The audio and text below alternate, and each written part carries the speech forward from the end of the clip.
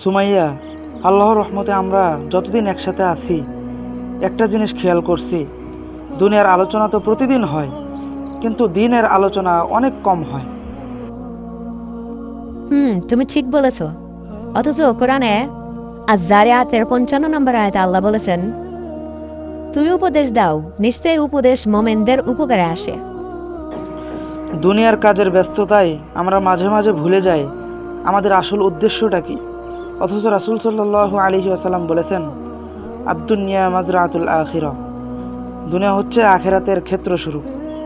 মানে দুনিয়াতে যা করব আখেরাতে তাই পাবো। একদম ঠিক। তাই সংসার শুধু খাওয়া দাওয়া হাসি আনন্দের জায়গা না, এখানে আমল জমা করার সুযোগও আছে। যেমন স্বামী স্ত্রী একে অপরকে নামাজের দিকে উৎসাহ দেওয়া, কোরআন তেলাওয়াত শোনা, একসাথে দোয়া করা। তুমি যখন আমাকে নামাজের জন্য ডেকে দাও, আমি মনে করি তুমি শুধু স্ত্রী না, বরং আমার দ্বীনি সহচর। আলহামদুলিল্লাহ। আর আমি যখন দেখি তুমি আমাদের জন্য হালাল উপার্জন করছো, তখন বুঝি তুমি শুধু স্বামী নাও, বরং আমার জান্নাতের পথে সহযাত্রী। তাহলে চলো আজ থেকে প্রতিজ্ঞা করি, প্রতিদিন অন্তত 10 মিনিট আমরা দুজন একসাথে দ্বীনি আলোচনা করব।